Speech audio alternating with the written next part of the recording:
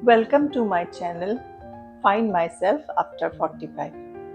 এই ভিডিঅ'টোত মই আলোচনা কৰিম পেৰিমেনোপজৰ কিছুমান ফিজিকেল চিম্পটম বা শাৰীৰিক লক্ষণৰ বিষয়ে। আগৰ ভিডিঅ'টোত আমি পেৰিমেনোপজ কি, পেৰিমেনোপজৰ পৰা কেনেকৈ আমি মেনোপজলৈ আগবাঢ়ো সেই বিষয়ে কিছু কথা কৈছিলোঁ। চ' আজি আমি কেইটামান চিম্পটম যোনকেইটা ফিজিকেলি বা শাৰীৰিকভাৱে আমি আমাৰ শৰীৰত দেখা পাওঁ তাৰ বিষয়ে কিছু ক'ম। এই লক্ষণবিলাকৰ বিষয়ে যে মই ক'ম, এইবিলাক সম্পূৰ্ণ মোৰ নিজৰ অভিজ্ঞতাৰ ওপৰত আৰু মই অন্য মহিলাসকল, আমাৰ বয়সৰ মহিলাসকলৰ আলোচনা কৰি যি পাইছোঁ সেই বিষয়ে ক'ম। মই কোনো ডক্তৰ নহয় বা কোনো বিশেষজ্ঞ নহয়, এই বিষয়ে কোনো বিশেষজ্ঞ নহয়, কিন্তু এগৰাকী মহিলা যিয়ে এই ফেজটোৰ মাজেদি গৈ আছে। চ' তেনেহ'লে আৰম্ভ কৰোঁ। প্ৰথম চিম্পটমটো আমি চবেই গম পাওঁ যে ইৰেগুলাৰ পিৰিয়ড।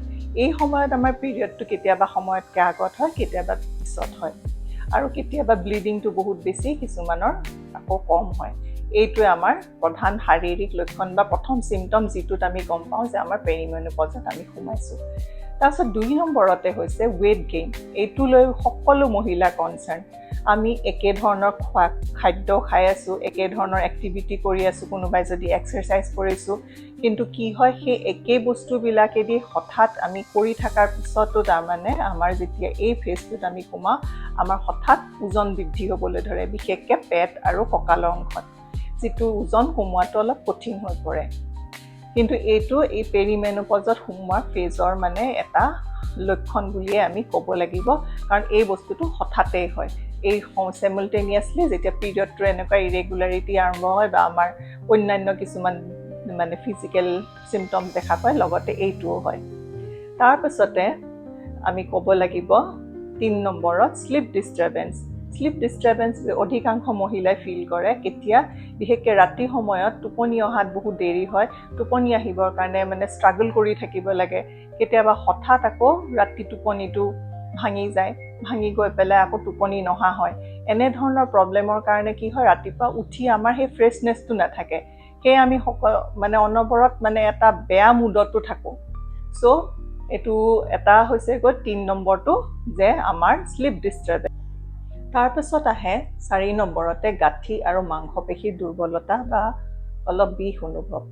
হঠাৎ ধৰক আমি কিবা এটা কাম কৰি আছোঁ, তললৈ নামি মানে কঁকালখন সলাই পেলাই কিবা এটা বস্তু উঠাব লগা হ'ল, হঠাৎ মানে কঁকালত বিষ এটা অনুভৱ কৰা, খিটিককৈ শব্দ হৈ যায়, কেতিয়াবা চিৰি বগাই থাকিলে আঁঠুত খিটিক খিটিক শব্দ হয়, এনেকুৱা ধৰণৰ। আৰু হঠাৎ মানে কেনেকুৱা ধৰণৰ শুই বহি বিশেষকৈ তাৰমানে কেতিয়াবা হঠাৎ মাচল পেইন হৈ যায়, এনেকুৱা ধৰণৰবিলাক হৈ যায়, যিটোত তাৰমানে আমি এইখিনি সময়ত বিষবিলাক অনুভৱ কৰোৱেই। বেছিভাগ মহিলাই, ময়ো কৰিছোঁ এনেকুৱা ধৰণৰ গাঁঠিৰ বিষ আৰু মাংসপেশীৰ বিষ, বিশেষকৈ মোৰ কলা ফুলত বিষ হয়, সেইটো যিটো মাচল স্পাজমত যায়, আগতে ইমান নগৈছিল, এতিয়া বহুত বেছিকৈ যায়।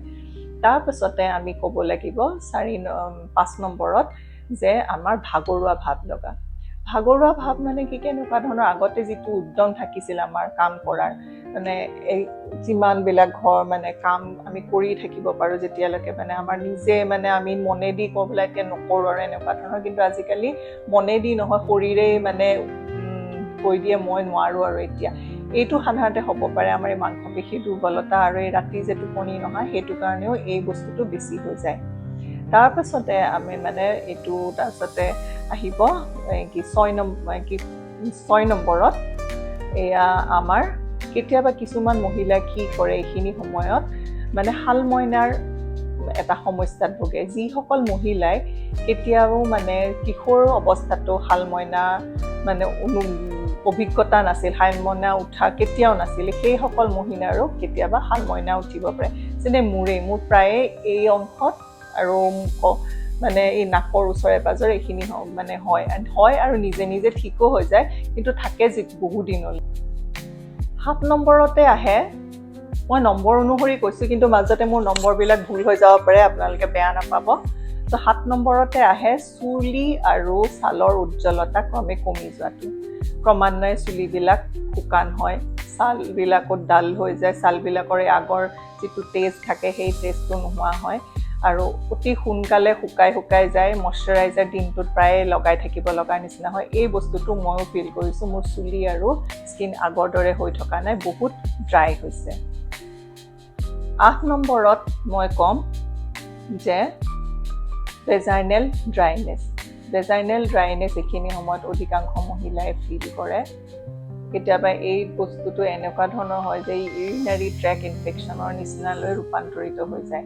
চ' এইখিনি সময়ত নিজৰ ভেজাইনেল ক্লিনলিনেছ আৰু বা পৰিষ্কাৰ পৰিচ্ছন্নতাৰ ওপৰত গুৰুত্ব দিব লাগে। তাৰপিছতে 9 নম্বৰত আহিব হট ফ্লাছেছ। হট ফ্লাছেছ কেনেকুৱা? আপুনি এচিত আছে, ফেন চলি আছে, তথাপি আপোনাৰ গৰম লাগিছে। গৰম সাধাৰণতে কেনেকুৱা লাগে, কোনখিনি অংশত হয়? এই ডিঙিৰ পৰা মূৰলৈকে। গাল চাল কেতিয়াবা একদম ৰঙা পৰি যায় আৰু কেতিয়াবা একদম ঘামত তাৰমানে ভিজি যোৱাৰ নিচিনা ফিলিং হয়। চ' এই হট ফ্লাছেছটো বেছিভাগ মহিলাই অনুভৱ কৰে, যিটো ময়ো অনুভৱ কৰোঁ। তাৰপিছতে আহে নাইট চুৱেট। নাইট চুৱেটটো মানে হট ফ্লাছেছৰ নিচিনাই। তাৰমানে ৰাতি টোপনিতে আপুনি ঘামি যায়, আপুনি ক'বই নোৱাৰে মানে কি, কিহৰ কাৰণে ঘামিছে, অথচ ফেনো চলি আছে, বা কেতিয়াবা ঠাণ্ডাৰ দিনতো ঘামি যায়। মই এইটো ফিল কৰিছোঁ, মই কেতিয়াবা ঠাণ্ডাৰ দিনতো ঘামি যাওঁ। কথা নাই বতৰা নাই, তেতিয়াতো এচি বা ফেনৰ প্ৰয়োজন নাথাকে।